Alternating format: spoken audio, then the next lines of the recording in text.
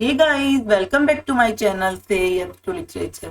Guys, आज का हमारा जो टॉपिक होने वाला है वो फेमस थियरीज मिखेल बाख्तिन पे होने वाला है। गाइस, इससे पहले मैं लिटरेरी थियरी की जो पूरी सीरीज चल रही है उसमें काफी सारे वीडियो को कवर कर चुकी हूँ। उसमें काफी सारी थियरीज कवर कर चुकी हूँ। अगर आपने वो नहीं देखे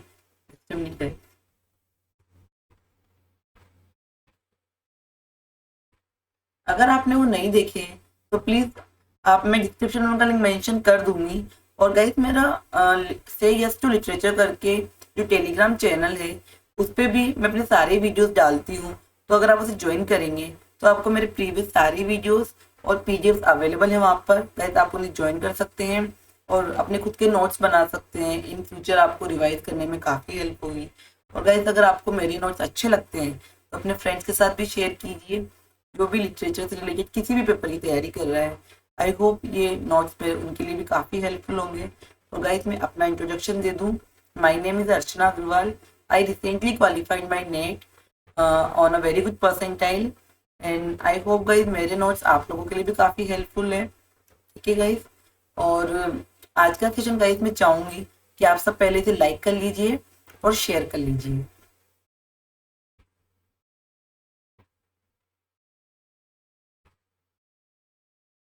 राइट, लिटरेरी थ्योरी एक ऐसा टॉपिक है जिससे क्वेश्चंस डायरेक्ट आते हैं, बट एक्चुअली ये थोड़ा सा टिपिकल, थोड़ा सा थ्योरी बेस्ड टॉपिक है तो हमें बहुत प्रॉब्लम होती है। मुझे भी हुई थी गाइस, लेकिन ट्रस्ट मी, मतलब मैं आपको सारे की फैक्ट्स कवर करवाऊंगी। की पॉइंट्स, किस तरह के क्वेश्चन बनते हैं, नॉर्मली किस तरह का क्वेश्चन पैटर्न रहता है, कौन कौन से राइटर्स कवर करने हैं, इन सब से, क्योंकि मेरी खुद की expertise I hope will help you in that. Okay guys, तो चलिए शुरू करते हैं आज का। Michelle बाख्तिन, guys, is an Russian scholar of 1960। ठीक है। इनका फेमस वर्क है प्रॉब्लम्स ऑफ द दोस्तोवस्कीज आर्ट।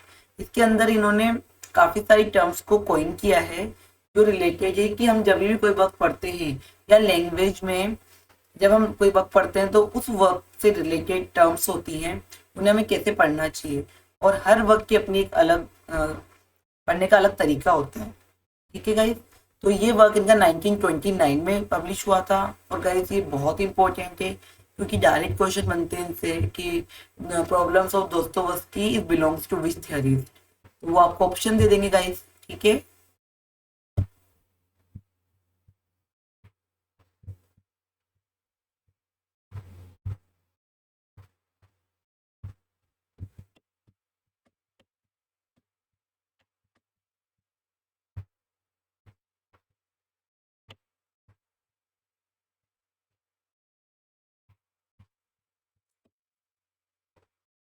ठीक है गाइस, तो प्रॉब्लम्स ऑफ दोस्तोवस्की आर्ट्स हो गया हमारा कॉन्सेप्ट ऑफ। अब इन्होंने जो फेमस टर्म्स कोइन की है गाइस, मेनली यही पूछी जाती है कि ये टर्म किसने कोइन की है। तो पहली इनकी डायलोजिज्म,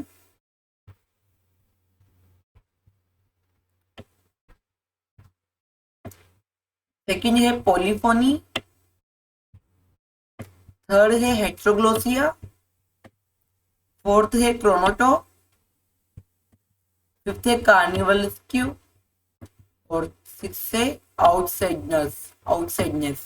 ठीक है गाइस, ये सारी टर्म्स आपको याद रखनी है। आपसे क्वेश्चन पूछा जा सकता है कि dialogism is term concern with, connected with, belongs with, किसी भी तरीके से, और आपको थियरीज में आपको आइडेंटिफाई करना है। ठीक है गाइस। या फिर ये भी पूछा जा सकता है कि आपको चार टर्म्स दे दी, this term not belongs to, कौन सा थियरी पढ़ रहे हैं हम, मिखेल बाख्तिन। ठीक है गाइस। तो इस तरह से क्वेश्चन बनते हैं आपके। डायरेक्ट भी पूछा जा सकता है, मैचअप्स में भी पूछा जा सकता है, और उसकी क्रोनोलॉजी भी पूछी जा सकती है कि जितने भी इनके वर्क्स हैं वो क्रोनोलॉजी में अरेंज कीजिए। ठीक है guys. Julia Kristeva and Tzvetan Todorov brought Bakhtin to the attention of the world. मतलब ये दोनों थियरीज थे जिन्होंने बाख्तिन की थियरीज को अटेंशन में लाया वर्ल्ड की। ठीक है गाइस। अब इनका फर्स्ट जो कॉन्सेप्ट है वो है पॉलीफोनी।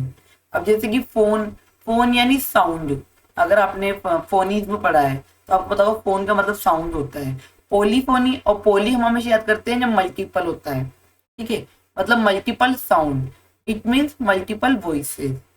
मतलब मान लीजिए आप कोई वर्क पढ़ रहे हैं तो आपको रियलाइज होगा कि एक नरेटर, नॉर्मली में क्या होता है, एक नरेटर होता है, बट जब कोई वर्क ऐसा हो इसमें एक नरेटर तो हो ही सही, उसके अलावा काफी सारे कैरेक्टर्स होते हैं जो अपनी बात कहना चाह रहे हैं, बहुत सारे अपनी अपनी स्टोरी सुना रहे हैं, तो वहां उस वक्त में हम कहेंगे पोलीफोनी है। ठीक है राइट। जैसे मैंने मेंशन किया हुआ एग्जांपल में द कैंटरबरी टेल्स, उसमें हमें पता है कि हमारा नरेटर चौसर होता है, उसके अलावा भी कितने सारे राइटर्स होते हैं जो अपनी अपनी स्टोरी सुनाते हैं। ठीक है गाइस, अपनी अपनी टेल सुनाते हैं। तो इस तरह के वर्क्स को बोला जाता है polyphonic work. It's a frame narrative guys, क्योंकि इसमें काफी सारे फ्रेम्स मान सकते हैं हम। It is borrowed from music, जैसे म्यूजिक में अलग अलग धुन होती है, अलग अलग तरह की चीजें होती हैं, तो इसी तरह। और मल्टीपल वॉइसेस इन नॉवेल, मतलब नॉर्मली नॉवेल्स में होता है ये। तो so many consciousness reality rather than a single identity, plurality of consciousness, मतलब प्लूरलिटी अपने आप आ गई कि काफी सारे लोग बात कर रहे हैं, तो एक कॉन्शियसनेस ना आकर प्लूरलिटी इन कॉन्शियसनेस हो गई। साइमल्टेनियस कॉम्बिनेशन ऑफ टू और मोर टोन्स, कि एक साथ एक बोला फिर दूसरा बोल रहा है फिर तीसरा बोल रहा है, तो साइमल्टेनियसली टोन्स चेंज हो रही है। Technique by which many perspective tell the story, इसके द्वारा एक स्टोरी में अलग अलग पर्सपेक्टिव दिखाए जाते हैं। ठीक है गाइस।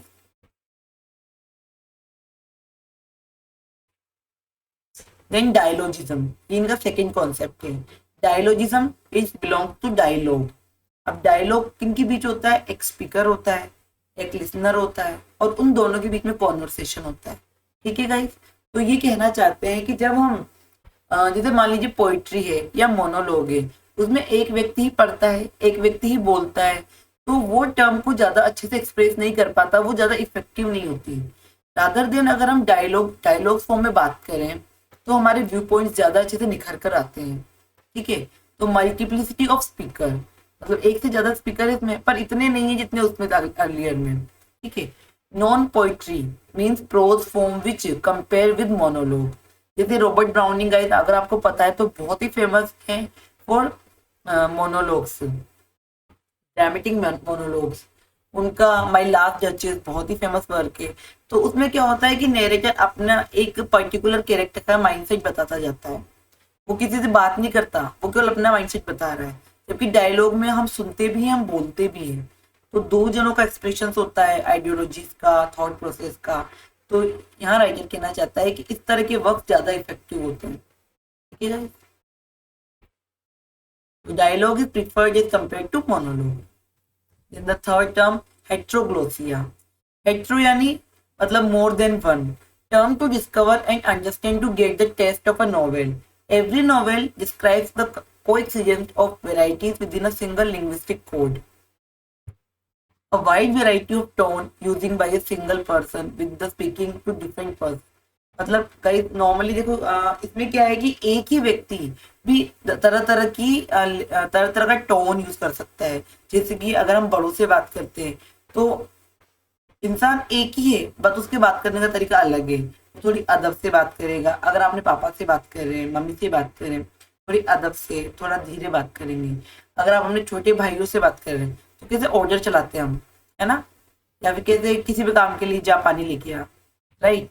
और अगर हम अपने फ्रेंड से होते हैं तो कैजुअल रिलेशनशिप होती है, मतलब हमारी ना तो हम हुक्म चलाने की कोशिश करते हैं ना अदब से बात करते हैं। मतलब जैसे हम उससे बात करते हैं, हम जैसे वो हमसे बात करता है वैसे हम उससे बात करते हैं फ्रेंडली मैनर में। ठीक है। तो इसका मतलब यही है एक ही व्यक्ति अलग अलग एनवायरनमेंट में अलग अलग पर्सन से अलग अलग तरीके से बात करे।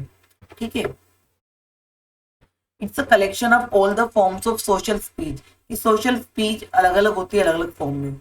हम सोशली अलग बात करते हैं, जब हम सोसाइटी के बीच में होते हैं तो सोफिस्टिकेटेड मैनर में बात करते हैं, हम अपने घर में होते हैं तो कंफर्टेबल मैनर में बात करते हैं, राइट। और rhetorian modes then people use in the course of their daily life. भाई डेली लाइफ की नॉर्मल होता है, हम किसी फंक्शन में जाते हैं वहाँ अलग तरीके से बिहेव करते हैं। ठीक है भाई, इसे बोलते हैं heteroglossia. Then carnivalesque. Carnivalesque यानी कार्निवल, तो कार्निवल से कार्निवलस क्यू बना है। मान इसमें होता है गाइस कि अगर मान लीजिए आप किसी कार्निवल में गए, किसी फंक्शन में गए, किसी फेस्टिवल में गए, मान लीजिए हमारे इंडिया में होली बहुत फेमस है। ठीक है। तो नॉर्मली अमीर गरीब की खाई है, उनका अलग स्टेटस है, उनका अलग ग्रुप है, अमीरों का गरीबों का अलग ग्रुप है। ठीक है। बट होली में क्या होता है, बुरा न मानो होली है, तो न छोटा न बड़ा न ऊंचा नीचा, गरीब अमीर, सब डिफरेंसेस खत्म हो जाते हैं, क्योंकि जब कलर फेस पे होता है तो पता नहीं होता कौन सामने आपको लगाने वाला कलर है। और दूसरी बात ये कि वो सब कस्टम्स, वो सब नॉर्म्स जो हम डेली लाइफ में नहीं करते हैं, वो भी इसमें एक्सेप्ट हो जाते हैं। जैसे कोई पागलों की एक्टिंग करे, कोई ऐसे नॉर्मली है ना अपने कपड़े फाड़ के आ जाए, क्योंकि होली में आपने देखा होगा आपके फ्रेंड्स ज्यादा अगर बहुत बहुत ज्यादा मस्ती मजाक वाले होते हैं तो आपके कपड़े तक फाड़ देते हैं, राइट, आपने देखा होगा। तो नॉर्मल, ये नॉर्मल बिहेवियर थोड़ी ना है। अगर कोई अगर नॉर्मल ऐसे करेगा तो लड़ाई हो जाएगी, आप उससे बात करना बंद कर देंगे, राइट। बट नॉर्मल अगर होली में है तो चलता है, सब बुरा ना मानो, होली है। तो free and familiar interaction between people, eccentric behaviour, मतलब जैसे इसेंट्रिक बिहेवियर, अब पर्टिकुलर बिहेवियर ना होकर फ्रीडम वाला behaviour, like Holi. No laws, no lower caste, no upper caste. He said that in literature we only enjoy work without focusing rhythm or meter of poem. Like in Holi, we don't mind who is poor and rich because we colored every. तो इनका मतलब ये है कि हम किसी particular writer का कि उसका कितना बड़ा ओहदा है, या फिर अपनी एक पर्टिकुलर आइडियोलॉजी में न रहकर हम किसी वर्क को पढ़ते हैं तो हमारा नजरिया अलग अलग हो जाता है। मतलब हम अपनी आइडियोलॉजी से डिफरेंट किसी दूसरे वर्क को भी पढ़ते हैं और उससे इफेक्ट भी होते हैं। तो इसी तरह वो कहना चाहते हैं कि जिस तरह होली में कोई भेदभाव नहीं होता, उसी तरह लिटरेचर में भी ये भेदभाव नहीं होना चाहिए। हर तरह का वर्क हर राइटर लिख सकता है, हर तरह का वर्क हर रीडर को पढ़ना चाहिए। उसमें कोई पर्टिकुलर राइटर किसी से एसोसिएट में हो तो उसकी आइडियोलॉजी सेट हो जाती है, बॉक्स में फिट हो जाती है, ठीक है गाइस। देन है क्रोनोटॉप। क्रोनोटॉप में multiple universe, configure time and space through a language. जैसे हम लोग नॉर्मली देखते हैं कि मिस्टीरिकल मूवीज होती है, फैंटेसी मूवीज होती है, उसमें कैसे होता है कि मतलब जो रियल लाइफ में नहीं हो सकता वो उसमें दिखाते, परियों की कहानियां, लोग उड़ रहे हैं, लोगों के पास सुपर पावर्स है, ठीक है। और जैसे टाइम मशीन है तो कोई इंसान अपने 20 साल आगे चला गया या पीछे चला गया, लेकिन वो वापस अपने नॉर्मल लाइफ में भी आ जाता है। तो इस तरह से टाइम और स्पेस मतलब बैलेंस करके चलते हैं, वो आगे का भी बता सकते हैं, पीछे का भी बता सकते हैं। इट इंटरकनेक्टेड विद प्लॉट, मतलब प्लॉट के अकॉर्डिंग ये लोग स्विच करते हैं। तो are no separable and events are connected with one another.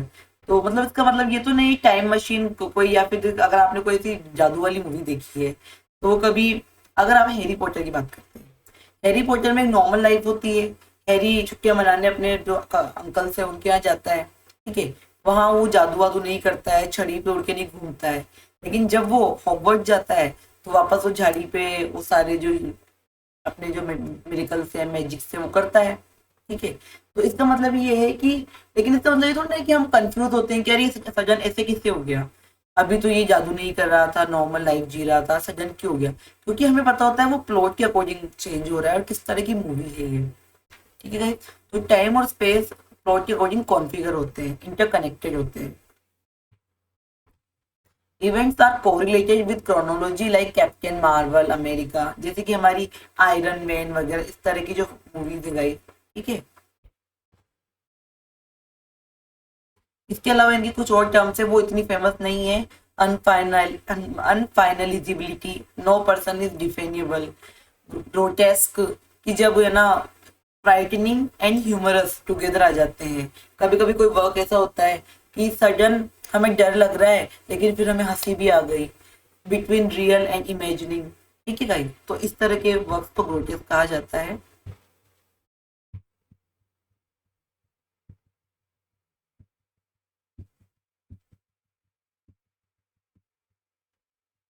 I hope Michelle बाख्तिन से रिलेटेड ये सेशन आपको बहुत पसंद आया होगा, और बाख्तिन के रिलेटेड जितने भी इम्पोर्टेंट टर्म्स हैं वो मैंने कवर करवाई है। आई होप आपको एग्जाम में अच्छे से आप कर पाएंगे उससे। अगर आपको कोई सेशन अच्छा लगा है तो प्लीज़ मुझे कमेंट बॉक्स में मैसेज कीजिए। आज के सेशन में इतना ही, मिलते हैं फिर किसी नेक्स्ट सेशन में। तब तक के लिए बाय, टेक केयर।